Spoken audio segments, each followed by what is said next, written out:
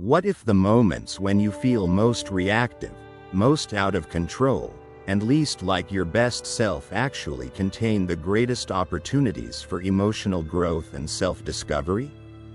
Modern psychology has revealed that emotional triggers aren't random psychological glitches.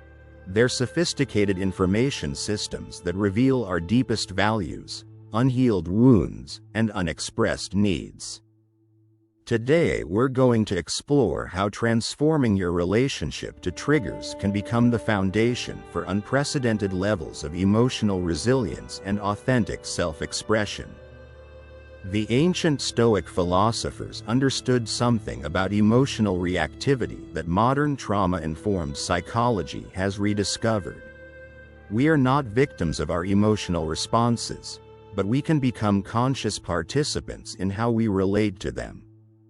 Epictetus, himself a former slave who developed extraordinary emotional freedom despite external circumstances beyond his control, taught that it's not events that disturb people, but their judgments about them.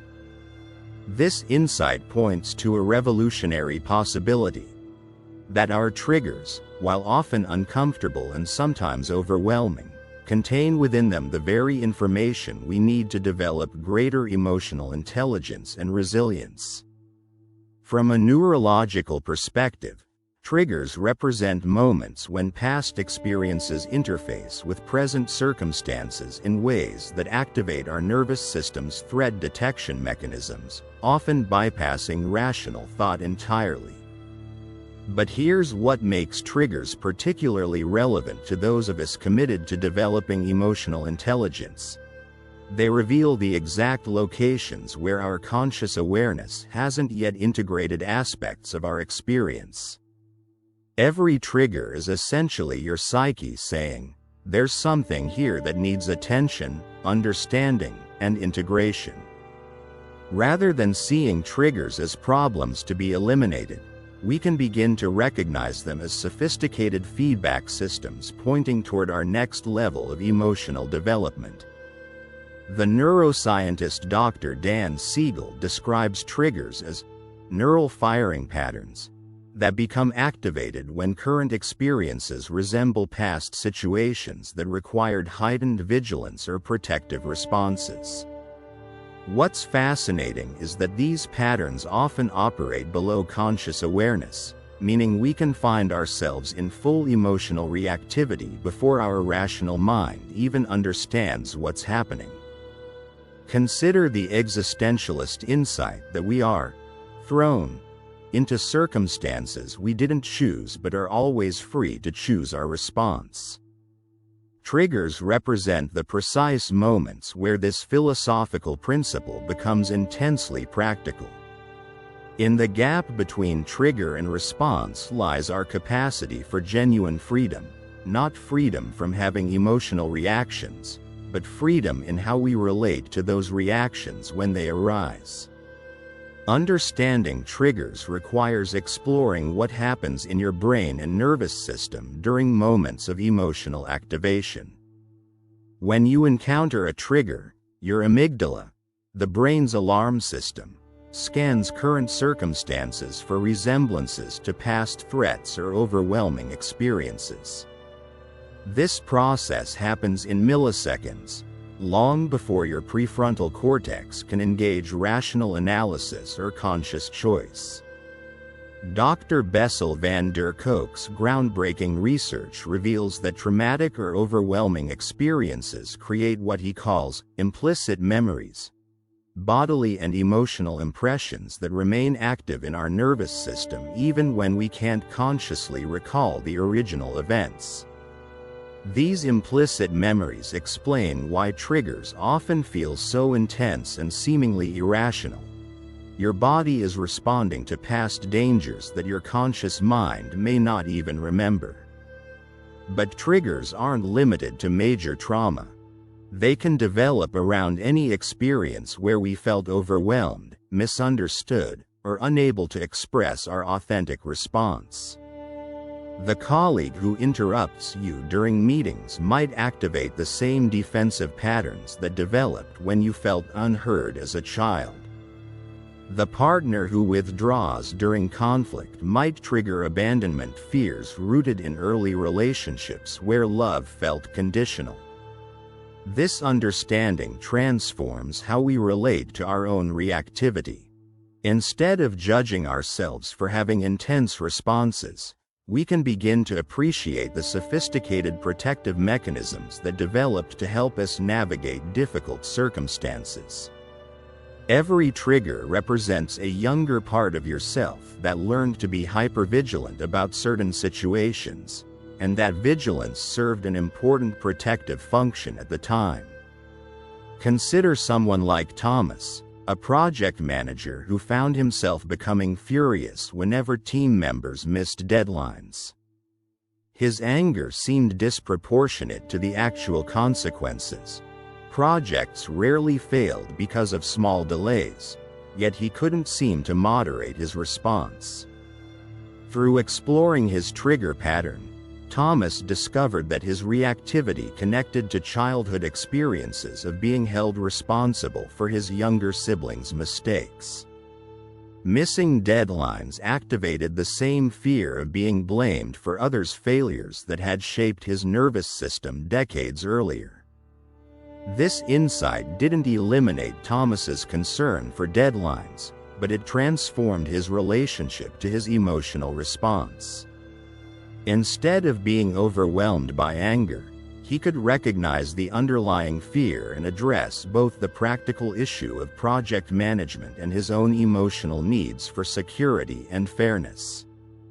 His team began responding more effectively to his concerns because they no longer felt attacked, and Thomas felt more capable of addressing problems without being hijacked by his own reactivity.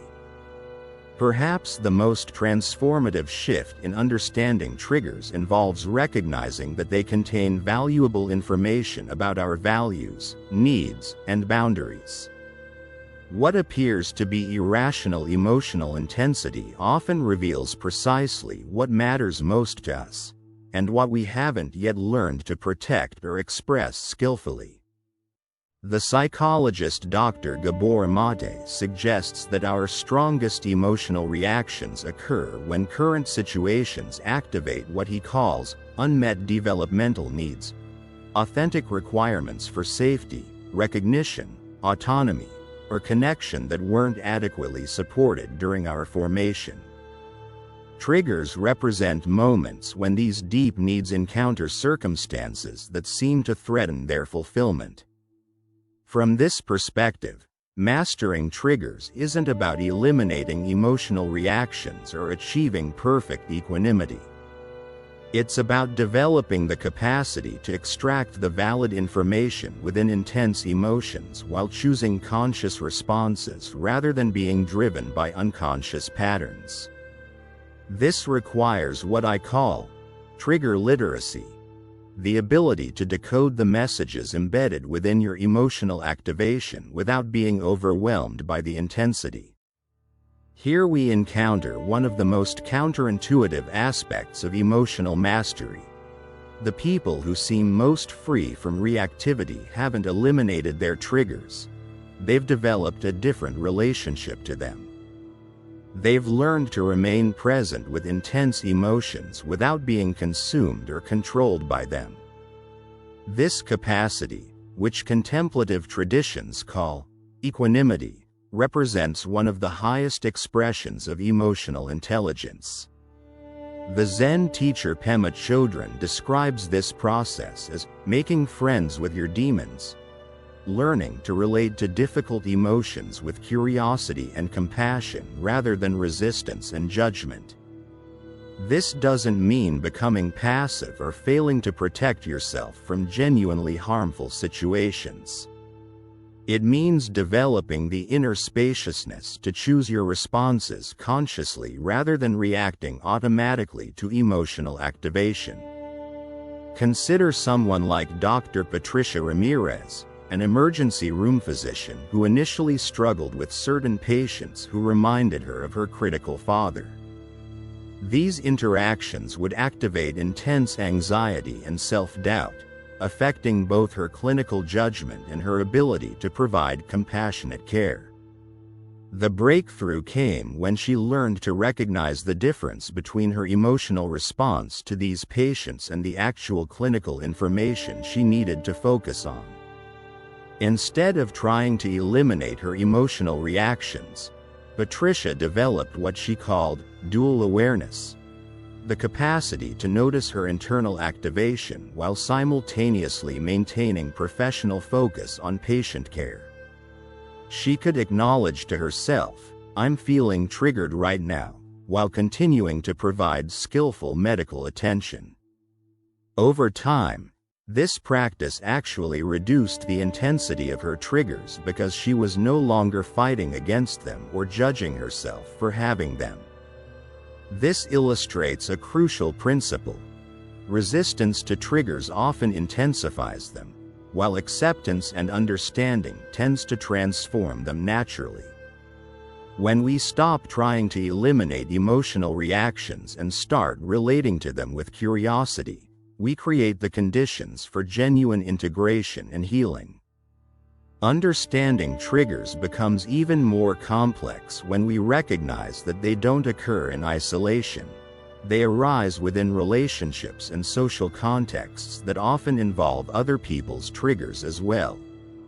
What psychologists call trigger dynamics can create escalating cycles where one person's activation triggers another's, leading to conflicts that seem to take on a life of their own. Dr. John Gottman's research on relationship dynamics reveals that successful couples aren't those who never trigger each other, but those who can recognize when they're in reactive states and implement what he calls repair mechanisms, ways of interrupting escalating cycles and returning to constructive communication. This requires both partners to develop trigger awareness and take responsibility for their own emotional regulation. This principle extends beyond romantic relationships into all social contexts.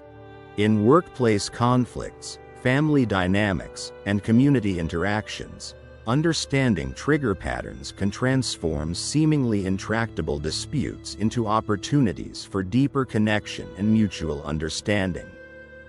When people can recognize and acknowledge their own activation without blaming others for making them feel certain ways, it creates space for genuine resolution rather than defensive positioning.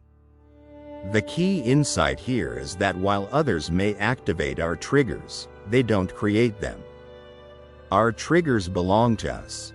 They're information about our own psychological landscape, our history, our values, and our unmet needs.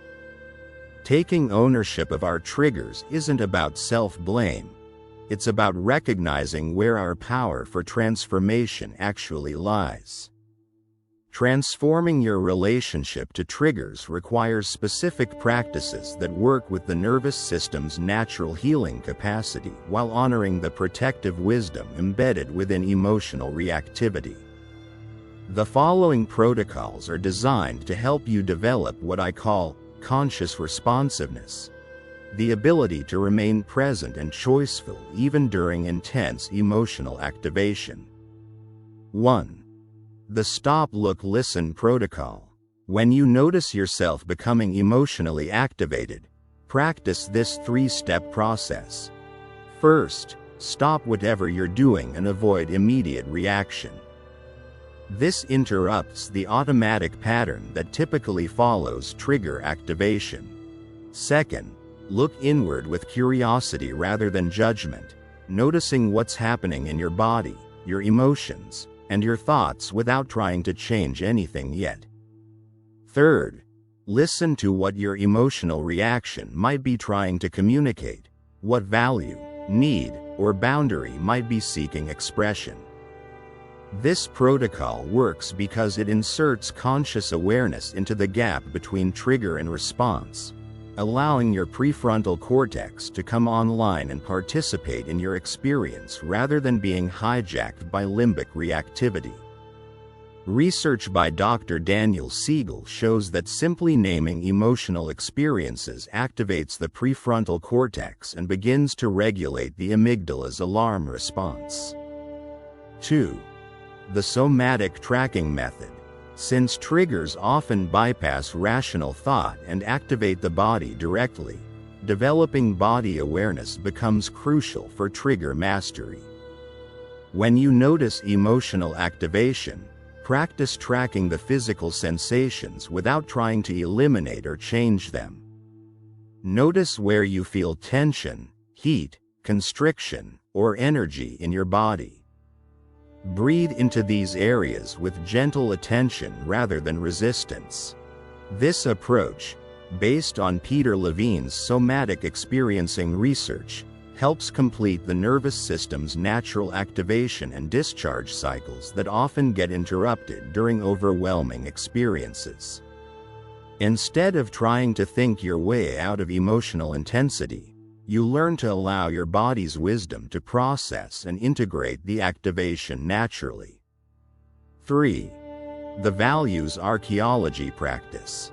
Since triggers often activate when our deepest values feel threatened, learning to identify the underlying values within emotional reactions transforms triggers from obstacles into information. When you experience intense reactivity, ask yourself, what do I care about that feels threatened right now? What's important to me that seems at risk in this situation? This practice reveals that most triggers contain valid concerns beneath the emotional intensity. The colleague who triggers your anger might be violating your values around respect or fairness. The family member who activates your anxiety might be challenging your need for predictability or safety. Identifying these underlying values allows you to address legitimate concerns while choosing more effective responses than reactive emotion. 4. The compassionate witness technique. This involves developing an internal observer who can remain present with emotional activation without being overwhelmed by it. Practice speaking to yourself with the same kindness you would offer a good friend experiencing difficulty. Instead of, "I shouldn't be reacting this way," try, "This is really hard right now, and it makes sense that I'm having a strong reaction." Self-compassion practices, validated by Dr. Kristin Neff's research, actually strengthen emotional resilience more effectively than self-criticism or attempts to suppress difficult emotions. When you can relate to your own triggers with understanding rather than judgment, it creates the safety necessary for genuine integration and healing. 5. The conscious response selection method.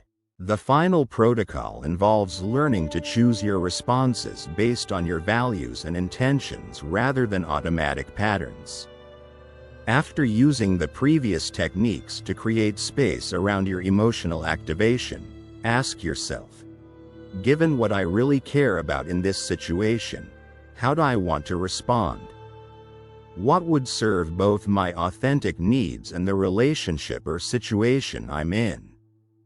This doesn't mean suppressing your emotional truth, but rather expressing it in ways that are more likely to create the outcomes you actually want. You might still need to set boundaries, address conflicts, or express strong feelings, but you can do so from conscious choice rather than reactive compulsion. What emerges through consistent practice of these protocols is not the elimination of emotional intensity, but the development of what we might call conscious reactivity, the capacity to experience strong emotions while maintaining access to choice, wisdom, and compassionate response. This represents a fundamental maturation in how we relate to our own psychological processes. People who have developed trigger mastery don't stop having emotional reactions. They develop the capacity to remain present with intense emotions without being overwhelmed or controlled by them. They can feel anger without becoming destructive, experience fear without becoming paralyzed, encounter sadness without becoming depressed. This emotional flexibility becomes one of the foundations of genuine resilience and authentic leadership in all areas of life. The transformation typically happens gradually rather than suddenly. You might notice that situations that previously sent you into hours or days of emotional reactivity now resolve more quickly. Conflicts that once seemed impossible to navigate become opportunities for deeper understanding and connection. Relationships that were strained by reactive patterns begin to heal as you learn to express your authentic needs and concerns without being driven by unconscious emotional compulsions. This exploration reveals profound questions about the nature of emotional freedom and authentic self-expression. If our triggers contain valuable information about our values and needs, then learning to work with them skillfully becomes essential for living with integrity and authenticity. We're not trying to become emotionally flat or invulnerable. We're learning to dance more skillfully with the full spectrum of human emotional experience. The existentialist tradition emphasizes that freedom isn't the absence of constraints, but conscious engagement with the constraints that shape us. Our triggers represent psychological constraints, patterns developed through past experience that influence present response. Trigger mastery represents the development of conscious engagement with these patterns rather than unconscious submission to them. This perspective transforms the entire project of emotional development from trying to become someone different to learning to express who you already are with greater skill and authenticity. Your triggers don't reveal what's wrong with you.